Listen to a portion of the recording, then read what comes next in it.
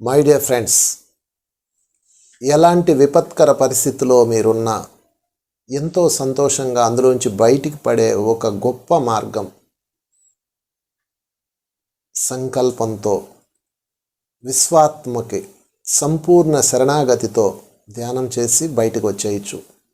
నేను మీకు చెప్తాను, మీరు దానిని మనసులో చేయండి. ముందుగా కళ్ళు రెండు మూసుకోండి. శ్వాస లోపలికి వెళ్తుంది, బయటకు వస్తుంది. దాన్నే గమనించండి. 1 నిమిషం పాటు ఉచ్ఛ్వాస నిశ్వాస సంపూర్ణ మనస్సుతో భయరహితంగా. ఎంతోమంది ఇలా సంపూర్ణ విశ్వాసంతో, ఆత్మశక్తితో తమ జీవితంలో క్రిటికల్ పొజిషన్ నుంచి బయటకు వచ్చారు.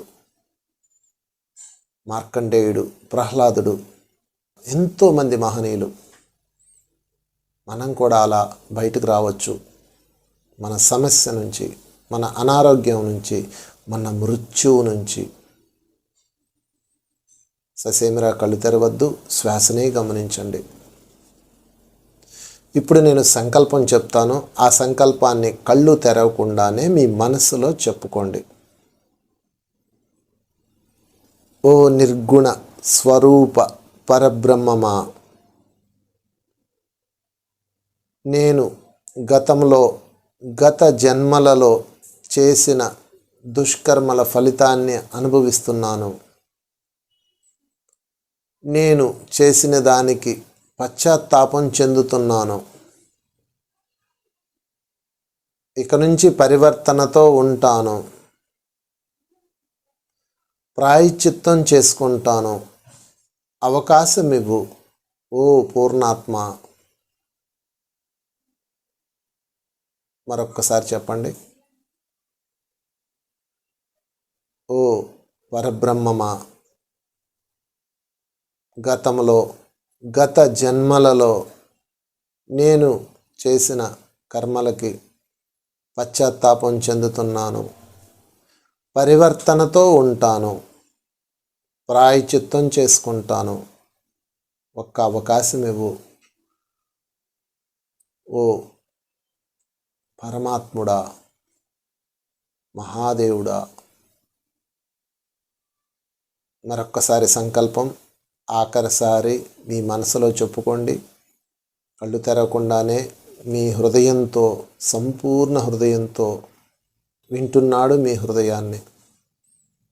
ఓ పరమాత్మ, గత జన్మలలో నేను చేసిన దుష్కర్మలకి ఫలితం అనుభవిస్తున్నాను. నేను పశ్చాత్తాపం చెందుతున్నాను. పరివర్తనతో ఉంటాను. ప్రాయశ్చిత్తం చేసుకుంటాను. ఒక్క అవకాశం ఇవ్వు. నాకు జీవితాన్ని ఇవ్వు.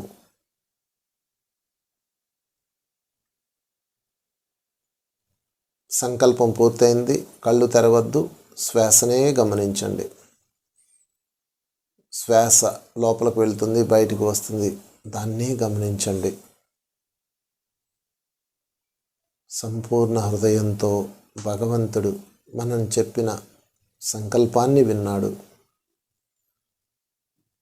పశ్చాత్తాపం అంటే క్షమాపణ అడగడం, పరివర్తన అంటే ఇక మార్పుతో ఉంటాను అని చెప్పటం, ప్రాయశ్చిత్తం అంటే సేవ చేయడం.